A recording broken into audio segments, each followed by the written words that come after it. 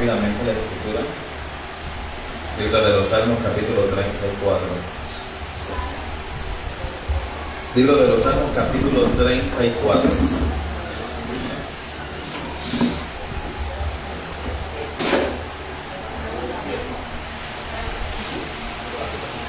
Vamos a estar considerando desde el versículo 1 hasta el 7. Perdón, hasta el 8. ¿Salmo qué, hermano? Salmo 34. Versículo del 1 al 8. Cuando todos lo tengan, pueden decir amén.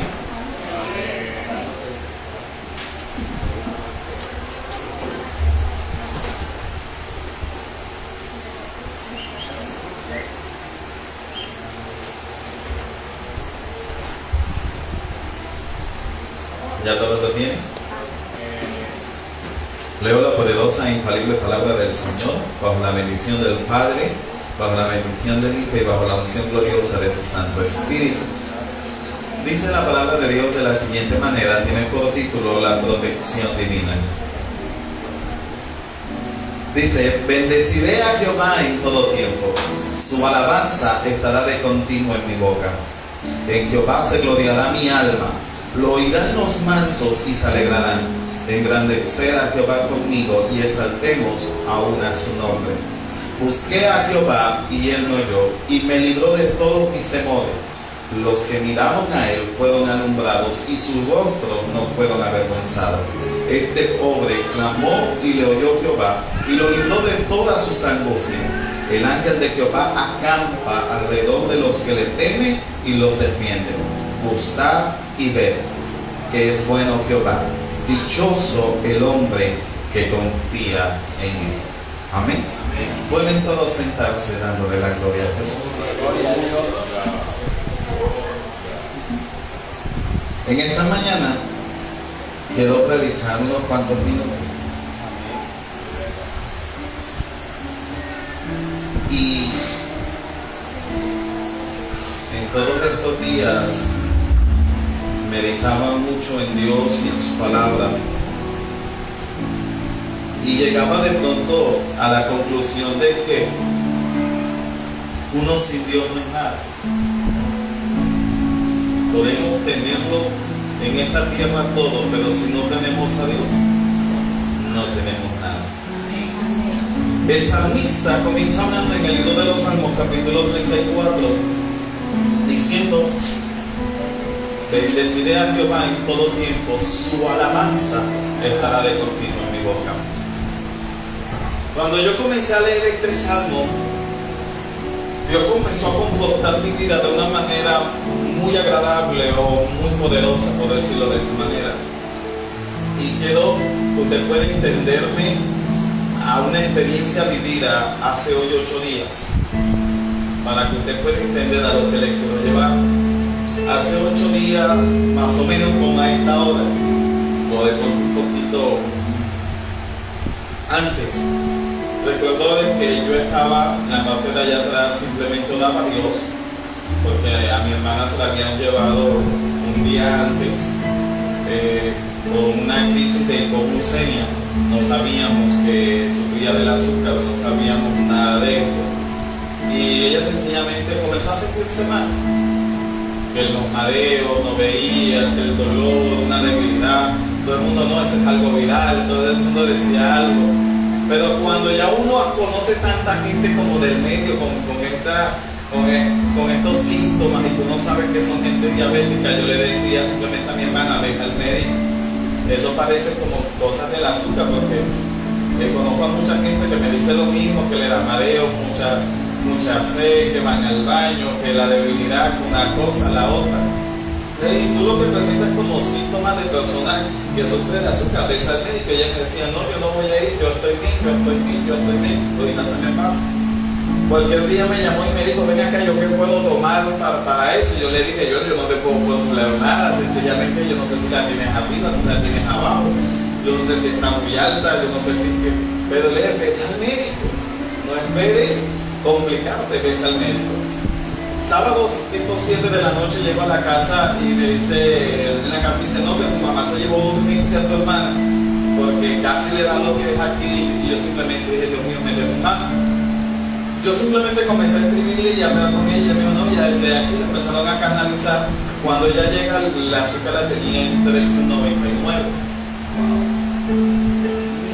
Y en aquellos momentos sencillamente dijeron, no, se quedó hospitalizada. Y comenzaron a hacerle de cuanto estudio, hermano, pues yo digo, yo no voy al médico, porque uno va por una cosa y le salen 100 más. A mi hermana comenzaron a hacerle todos los estudios y le salió hígado graso, le salió hipertensa, salió que tenía acetona en la sangre, que, hermano, de todo le salió. Comenzaron a hacerle de cuanto estudio, de los gases, de un poco de cosas. Todo quedó así el día sábado, simplemente oraba y confiaba en Dios que el día domingo estaría en casa. El día domingo yo vengo aquí y comienzo a darle a Dios, en medio de todo lo que estaba pasando, yo oraba a Dios y le decía, Dios, tú tienes el control, tú estás al control de todo. Y yo simplemente, en medio de todo esto, yo adoraba a Dios, pero mi espíritu estaba inquieto, como si algo dentro de mí supiera de que algo estaba pasando y que algo estaba mal. Pero en un momento yo dije, voy a llamar a mi mamá para preguntarle. Y yo dije, no, yo no voy a molestar a mi mamá, yo estoy confiando en Dios, yo creo ciegamente en Dios, yo no voy a llamar, yo esperaré simplemente llegar a casa y esperar tener buenas noticias. Pero mi espíritu más inquietaba dentro de mí. Y en medio de esto, mientras, como digo yo, uno se conecta al cielo y llega como aquel todo divino y comienza uno a adorar a Dios, yo simplemente comencé a escuchar la voz del Espíritu que me decía simplemente profetiza vida. Y yo decía, pero era algo como que chocaba contra mí. Yo decía, sí, yo sé que la profecía viene por inspiración divina y que uno debe hacer lo que dice el Espíritu. Pero en aquellos momentos el Espíritu me hablaba y me decía, profetiza vida, y yo decía, ¿qué está pasando? Yo en vez de comenzar a accionar a lo que el Espíritu me decía, yo simplemente en mi humanidad quería saber qué estaba pasando. Yo decía, ¿por qué esta palabra? ¿Qué está aconteciendo? Y yo simplemente en aquellos momentos estaba, no sé cuántos han vivido la indecisión en ese momento, o sigo adorando a Dios o me desconecto y llamo y pregunto qué es lo que está pasando. Y en medio de aquella adoración y aquel quebrantamiento que tenía en el Espíritu, yo simplemente en medio de todo eso le decía a Dios, pase lo que esté pasando, simplemente yo sé que tú estás al control de todo. En aquellos momentos simplemente en una llamada en mi celular, cuando yo voy a ver, fue mi hermana la mayor la que me estaba llamando y yo dije, algo está aconteciendo en mi casa. En aquellos momentos yo me salí del culto y sencillamente salí a contestar y me dice mi hermana, me dice, mira, llama a mi mamá, yo no sé qué le pasa a mi mamá, ella está llorando, tú sabes que ella desde ayer está allá, no ha desayunado, no ha dormido. Y me estaba llamando que yo sé que le pasó a Daniela, a mi hermana que estaba hospitalizada, que sencillamente no la dejaron entrar, que ella está llorando, que ella la vio que estaba como de tomar, que perdió como el conocimiento, que si seguía así le iban a entubar y ir directamente a UCI. Hermano, usted se imaginará aquella noticia. En aquellos momentos mi esposa llegó y me dice, escribe la hermana Luz te llama. Y yo le digo, no, dile que espere que estoy en una llamada. En aquellos momentos yo le colgué a mi hermana y llamé a mi mamá y llamo a mi mamá y mi mamá en medio de lágrimas no me sabía cómo explicar lo que estaba pasando. Ella simplemente era llorar y yo decía, pero cálmese, dígame qué está pasando. Y en aquellos momentos sencillamente mientras que mi mamá no me daba respuesta, yo que se fue colgué. En aquellos momentos salió el hermano Nietzsche y me dice, hermana, escribe la hermana Luz que venga. Y en aquellos momentos cuando sencillamente yo vengo, en medio de la tenía hasta la llamada abierta todavía, ella me dice, ven, dame tu mano. Y en aquellos momentos yo tomé la mano de la hermana Luz y ella comenzó a hablar misterio, y simplemente yo comencé a interpretar lo que ella hablaba y nuevamente el Espíritu me decía, profetiza vida. Y fue en aquellos momentos que yo entendí, dejé de cuestionar en mi humanidad y comencé a hacer lo que el Espíritu decía. Yo, Señor, con mi bien, y comencé a orar con mi hermana en aquellos momentos. Y la hermana no comencé, cuando me dice, el Espíritu me dice, hace rato ella decía, yo tenía aquella lucha porque me dolía. Ella me dijo, fue jocosamente hablando lo que usted me decía, estaba más pendiente al dolor de mi pata que a lo que me estaba diciendo el Espíritu. Y ella me decía, Dios me decía que te cogiera la mano, porque el Espíritu le decía, tómale la mano a mi profeta y dile que profetice vida. Y en aquellos momentos yo sencillamente ella comenzó a dar por mí, comenzamos a dar por mi hermana, y en aquellos momentos yo comencé a hacer lo que el Espíritu me hablaba. Ella siguió hablando misterio y yo comencé a entenderle que eso es casi no es normal en mí, pero los misterios se dio. Yo comencé a interpretar lo que ella hablaba, y en aquellos momentos ella decía algo al final, si ya va por el Espíritu, y ella simplemente me decía: Dios te dice que simplemente adores. En aquellos momentos yo tenía un compromiso, me tocaba predicar en otra congregación y yo estaba todavía en la indecisión. Yo decía: tengo las 1000 excusas y las 1000 excusas o los 1000 pretextos para decirle a la hermana de la parte de decirle: tengo un inconveniente, mira, mi mamá está en esto, mi hermana esto. Yo sé que podrían entenderme, pero yo decía: pero también tengo un compromiso con Dios. Amén. Que no es con el hombre, sino con Dios. Y en aquellos momentos mi esposa me decía: ¿qué vas a hacer? Yo decía: estoy en indecisión, voy, no voy, me quedo, no sé qué hacer. Y en esos momentos uno tiene que tomar decisiones, y de pronto hasta radicales y drásticas en ese momento. Y yo sencillamente dije: no, yo me voy a servirle a Dios, porque yo confío en la palabra que me dio, que Él está al control de todo. En aquellos momentos yo llamé a la casa y mi mamá me dijo: no, yo estoy acá afuera, estoy esperando noticias. Yo le dije: bueno, listo, perfecto, espérenme, yo después que termine de predicar voy y estoy con usted. Ella me dijo: listo, da mucho por tu hermana. Y yo dije: tranquilo, Dios está al control de todo.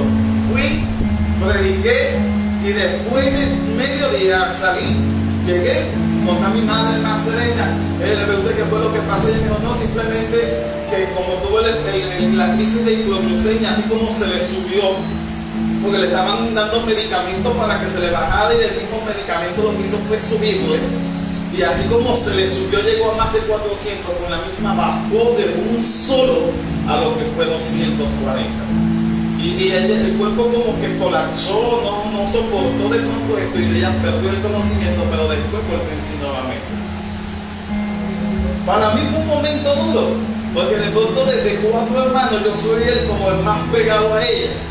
Es la que yo le sigo las locuras a ella, o a veces ella me sigue las locuras a mí, y somos muy unidos en esa parte, a pesar de que somos 4.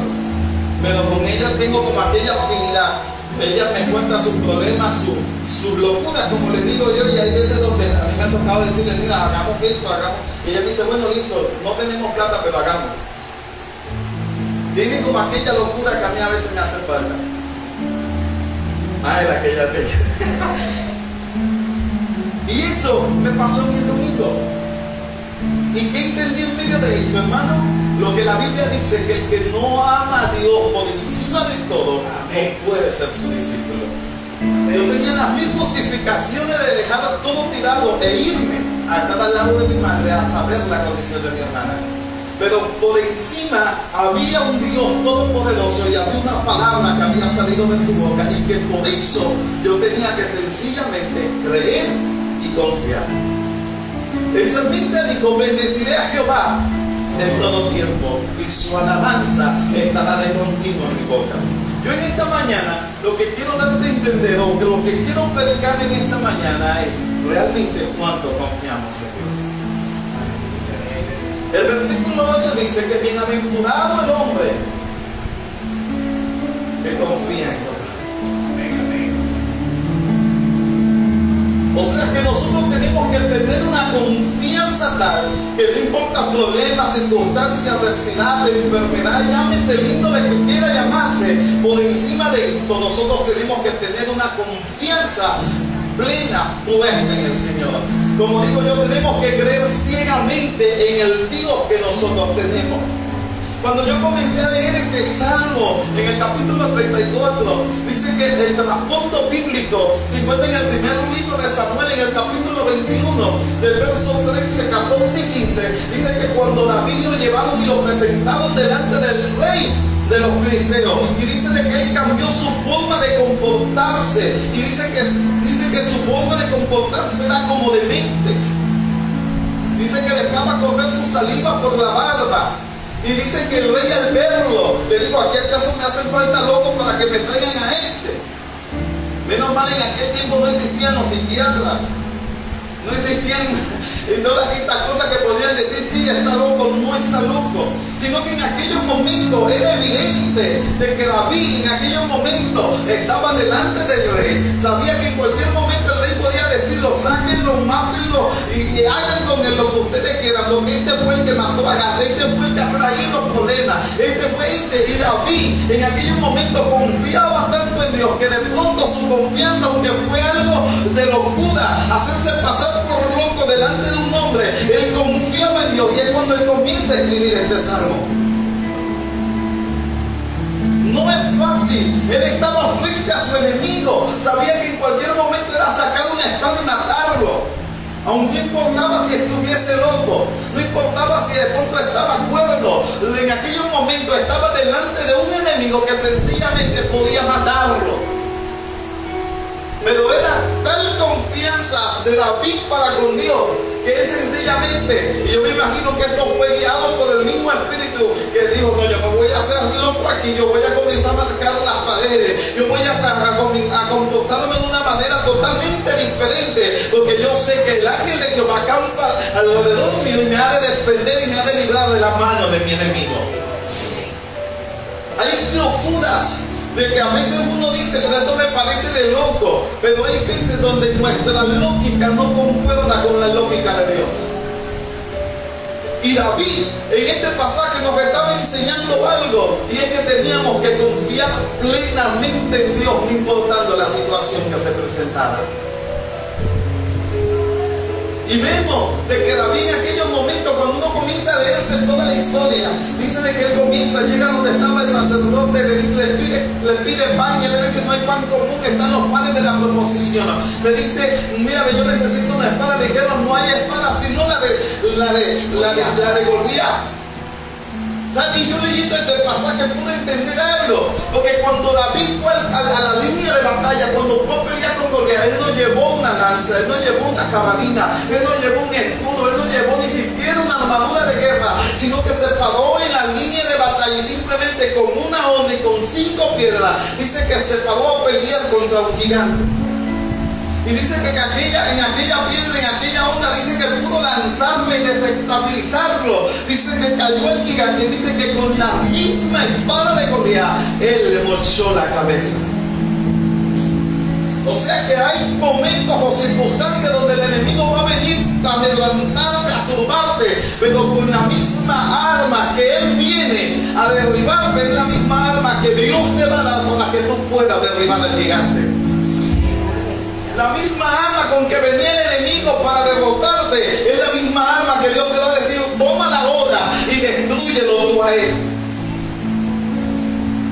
Toca al que está a tu lado y dile, la misma espada de Goliat es la que tú vas a usar para matar a tu enemigo. Y dice la Biblia de que le dieron la espada de Goliat. Y él dijo, qué mejor espada que esta. O sea, David estaba confiado y seguro de que Jehová estaba con él. Había una palabra, había una promesa, y David no la había visto cumplida. Y sencillamente él dijo de que el ángel de Jehová, en el verso 7, acampa alrededor y los defiende.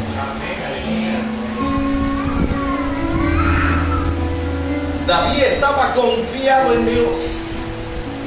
Su confianza estaba puesta en su Creador.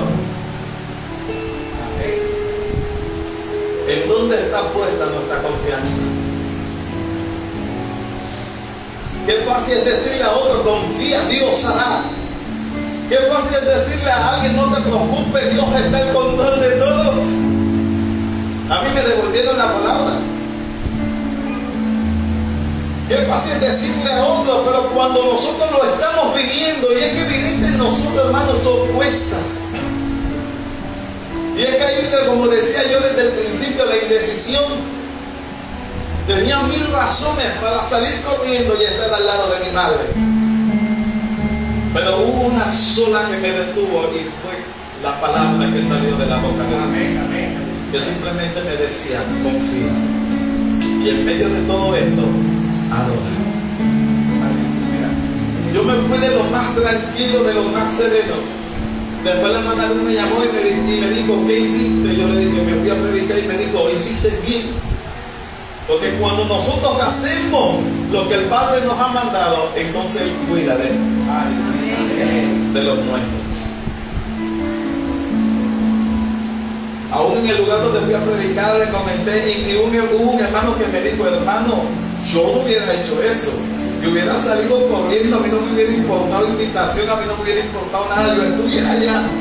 Yo le dije, lo que pasa es que muchas veces se nos olvida algo y es confiar plenamente en Dios, que Dios está al control de todas las cosas. Que aunque un sistema diga algo, que aunque un gobierno determine algo, que aunque el sistema se esté moviendo algo, yo no confío en lo que esté pasando, yo confío en lo que Dios habló, en lo que Dios determinó y lo que Dios dijo que iba a hacer. Por encima de un gobierno, por encima de un sistema, por encima de todo, Dios ejecutará y cumplirá su palabra en nosotros. Y a su nombre. El salmista dijo, bendeciré a Jehová en todo tiempo, su alabanza estará de continuo en mi boca. En Jehová se gloriará mi alma, lo oirán los mansos y se alegrarán. Engrandecer a Jehová conmigo y exaltemos aún a su nombre. Hermano, en medio de la turbación uno lo que menos quiere es esto. En medio de la turbación uno quiere soluciones, uno quiere que de pronto ver la mano de Dios literal, meterse y que ordene todas las cosas que por un momento uno piensa que se desordenaron.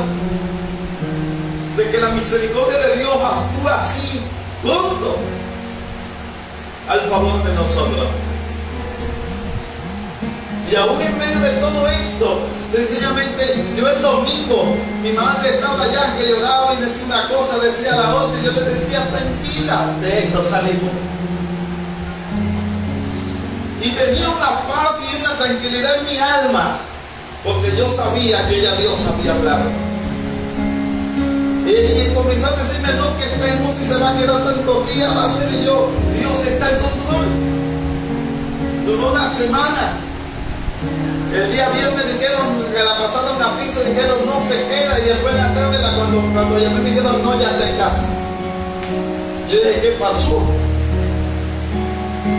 Fue algo así, en cuestión de nada, porque decían, porque en UCI nunca le bajaba el azúcar, siempre estaba en 300 algo, y si bajaba era 240, y volvirse le subía 300 algo, bajó a piso 160.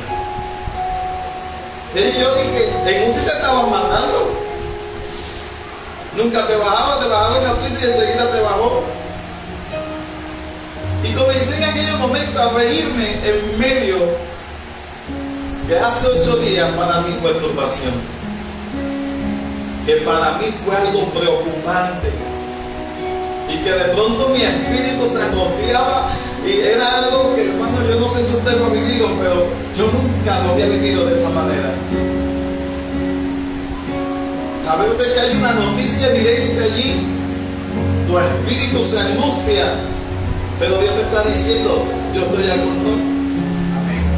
Ahora puedo entender lo que dice la Escritura cuando Dios, Jesús, dice que Jairo lo había buscado donde estaba y venía por aquel camino. Y dice de que Jesús iba con Jairo a donde estaba su hija porque estaba gravemente enferma. Pero dice de que una mujer salió de la nada. Dice que tocó el manto, detuvo la multitud, detuvo a Jairo, detuvo a Jesús. Jesús comenzó a hablar con esta mujer. Y le dice que mientras Jesús estaba allí, hablando con aquella mujer y con los que estaban allí, dice la Biblia que llegaron hombres de la casa de Jairo y le dijeron, no molestes más al maestro, tu hija ha muerto. Y dice de que Jesús escucha también la noticia y mira a Jairo y le dice, Jairo, solamente cree. Uno lo lee de pronto a forma literal y uno lo lee y yo, Dios hizo el milagro, fue y levantó a la hija de Jairo, pero yo decía, yo me pongo de pronto como padre y que me digan a mí, no, tu hijo acaba de morir, hermano, yo sentiría que el mundo se me viene encima. Pero Jesús sabía lo que en ese momento podía pasar en las emociones de Jairo. Y él le dijo, Jairo, solamente cree. Lo cual me sorprende la escritura, porque Jairo no profirió palabra alguna. Jairo pudo haber dicho: yo que lo fui a buscar, yo que lo incomodé, lo paré de donde estaba, caminó hasta este largo proyecto. Esta mujer de la nada, yo no sé de dónde salió. La ley dice que esto, o sea, él pudo haber aplicado hasta la ley allí, pero no lo hizo, porque Jairo estaba plenamente confiado que en él había ido a buscar, en el que podía darle la solución al problema que él tenía, podía hacer el milagro que él estaba necesitando, porque sabía que quien estaba con él era Jesús, el Hijo de Dios. Y esa era su confianza en ese momento. Por eso, ¿en dónde está nuestra confianza en los momentos difíciles? ¿Dónde está nuestra confianza en momentos de dificultad?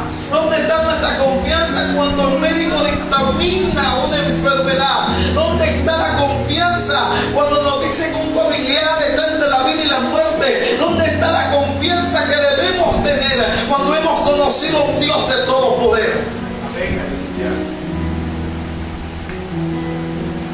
Y yo decía, qué fácil es orar por otro en medio de tu turbación y decirle: pero confía.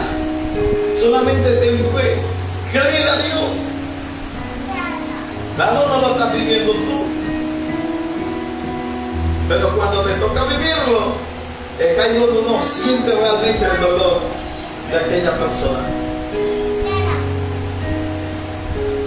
Y en medio de todo esto yo confrontaba, pero mi vida a término personal. Y sencillamente yo dije: no es orar por orar, es orar con devoción, creyendo de que Dios lo va a hacer. Porque así como oramos por un familiar, también tenemos que orar por aquel que no lo es. Con aquella devoción que derramamos nuestra alma por aquel familiar, también tenemos que hacerlo por aquel que no es nada nuestro. Y es orar con devoción. Cuando Jesús estaba en el monte Getsemaní, dice la Biblia de que Él llama a sus 3 discípulos, los que de pronto estarían más cercanos a Él, y Él le dice: mira, mi alma está triste hasta la muerte. Y Él comienza a desnudar el momento circunstancial que estaba viviendo, pero Él estaba confiado en Dios. Y era tanto su confianza que en su oración decía: que se haga tu voluntad, pero no la mía, no como yo quiero. O sea que aún Jesús en vivencia nos enseñó que en el momento más duro y difícil de la vida, Dios tiene el control de todas las cosas. En el libro de Daniel, cuando nos vamos a los 3 hombres, Sadrach, Mesach y Abednego, cuando hablamos de Azarías, Misael y Ananías, podemos ver que estos 3 varones habían el edicto de la estatua de que cuando se tocaran los instrumentos de música, tenían que mostrarse y adorar y llenarse de fe y de valor y decirle al rey directamente en su cara: le dijeron: no adoraremos, no nos mostraremos, no vendrán sus principios, y sencillamente confiar plenamente en Dios y hablar con esa seguridad diciendo: oh rey, y de tu mano nos librará. Y dice que esto enfureció tanto al rey que mandó a calentar el horno 7 veces más de lo que estaba acostumbrado. Y dice que fueron lanzados. Y dice la Biblia que el rey se sorprendió porque al ver el horno, dice que veía a 4. Y él dice: no fueron 3 los que echaron, porque el cuerpo es semejante al Hijo de los dioses. Y comienza él a hablar.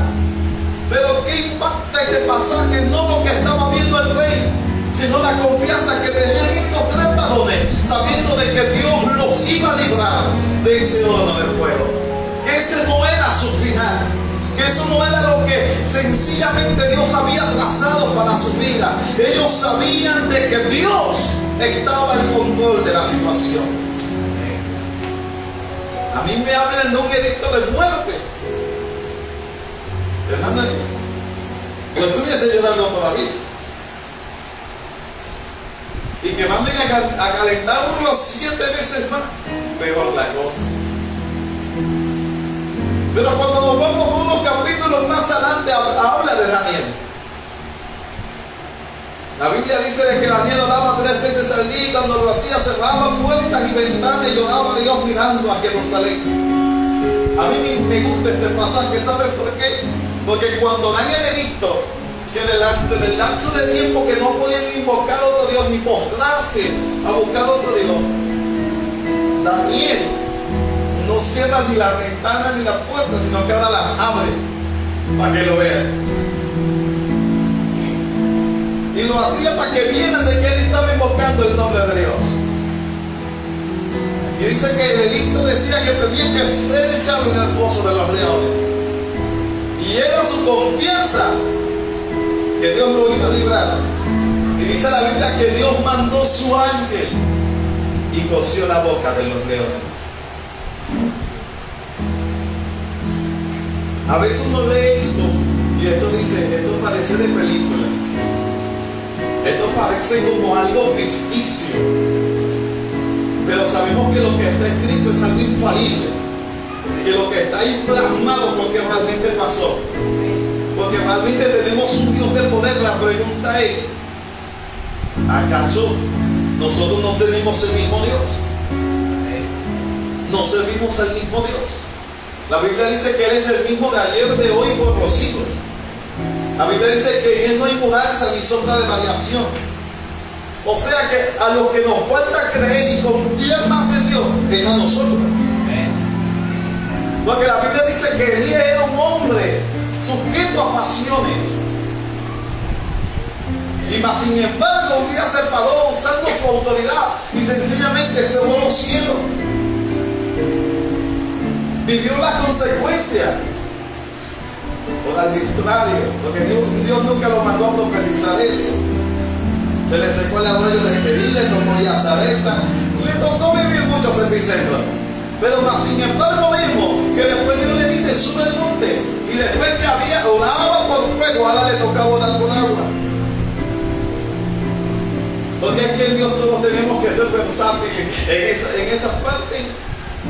Uno se acostumbra a veces a mover a Dios en una parte, pero Dios cuando quiere transicionar a uno y posicionarlo, te incomoda y te dice, mira, estás acostumbrado al fuego. Ahora ve a orar por agua. Y vimos que eran hombres que confiaban plenamente en Dios y que hacían mover a Dios a su favor. Era tal su confianza que sencillamente Dios accionaba en favor de ellos. Pregúntale al que está a tu lado, ¿en dónde está tu confianza?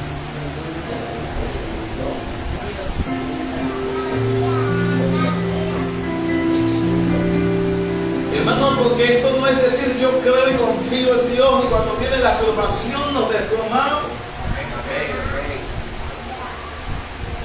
Créame que hace 8 días yo no sabía qué hacer. Yo estaba así, me fui, entraba, hermano, yo no sabía qué hacer. Yo quisiera que alguien en ese momento me haya dicho, cálmate, aliento. Pero hay momentos que te toca tomar decisiones a ti, nadie puede hacerlo. Y en ese momento tuve que sencillamente decirle a mi espíritu, te calmas, te alineas y te sometes. Para mí no fue fácil.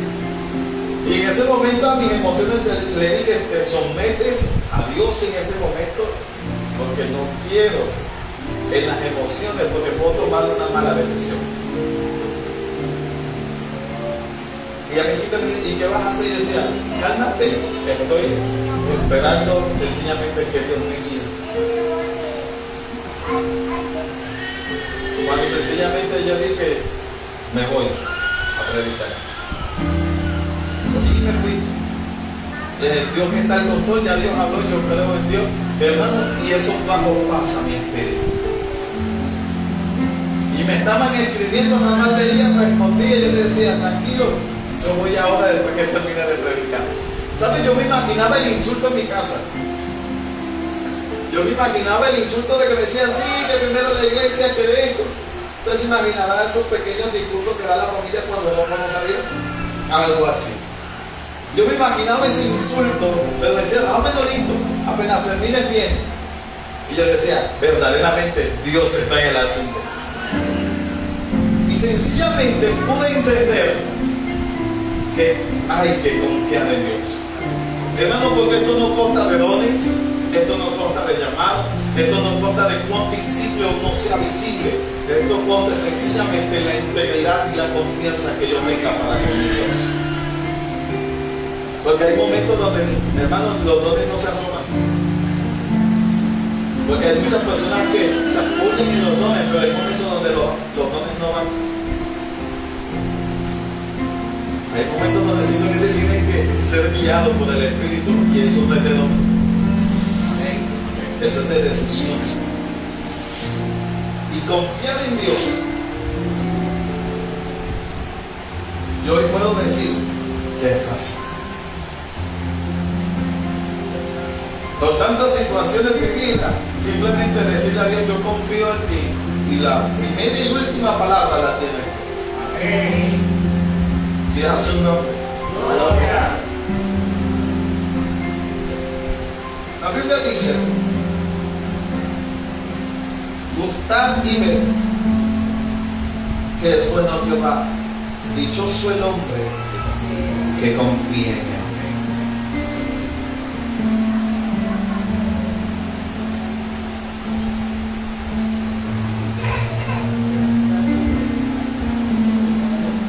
Dichoso el hombre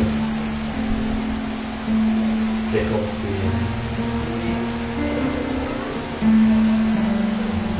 ¿Cuántos confiamos en Dios? Aleluya.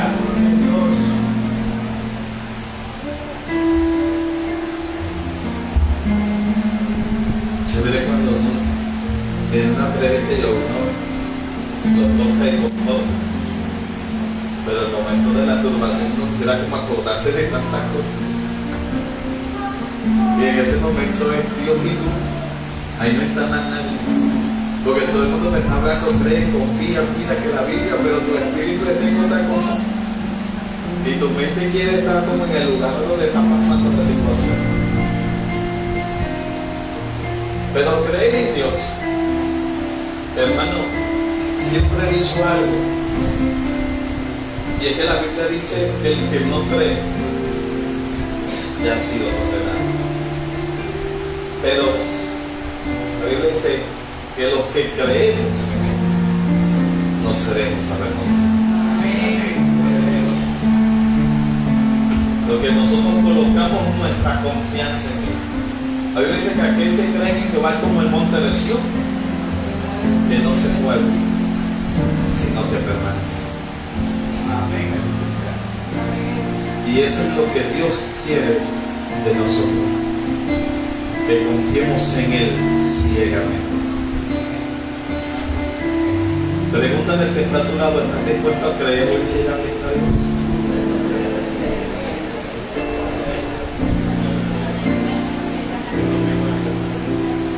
Hermano, la primera vez que a mí me dijeron eso, yo pensé. Porque cuando Dios me dijo que sencillamente dejara todo, mis sueños, mis metas, todo lo que yo tenía planificado, y decir, Dios, por ahí no estoy yo, déjalo todo. Y simplemente confía en mí.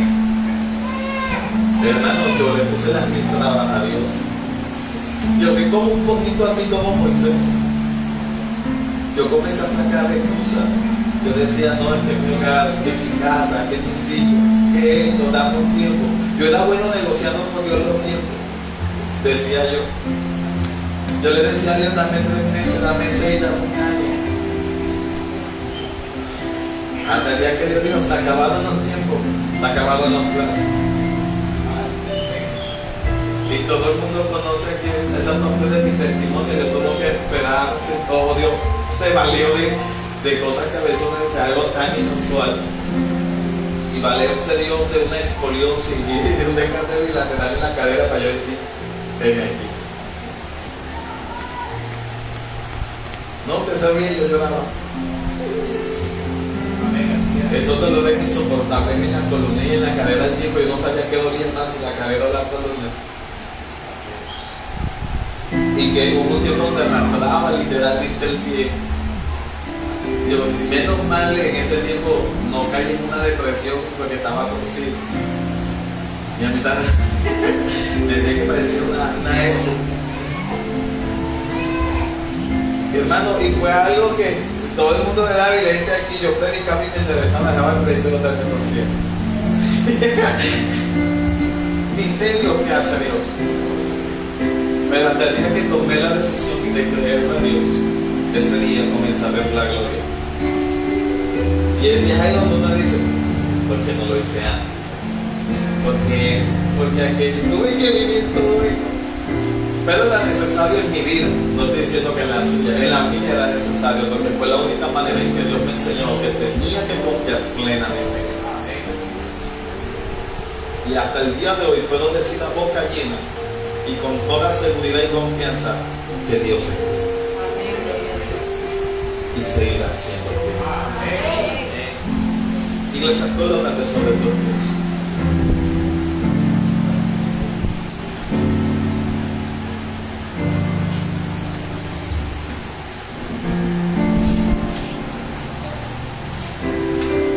Y dile a Dios, dile, Dios, yo confío en ti.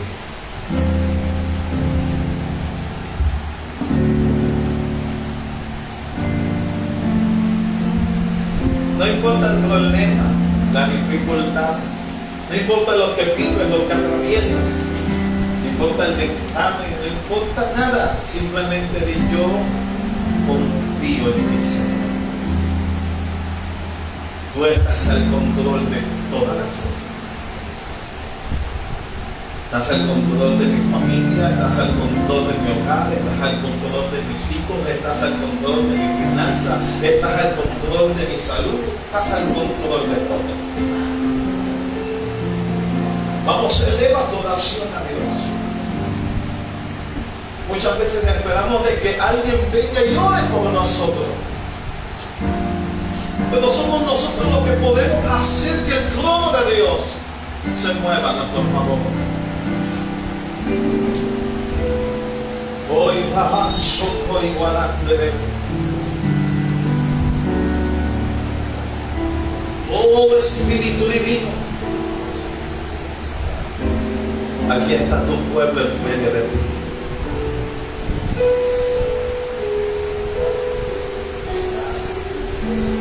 Hoy elevamos una oración al trono de la gracia, pidiendo de Dios que nos dé fuerza y fortaleza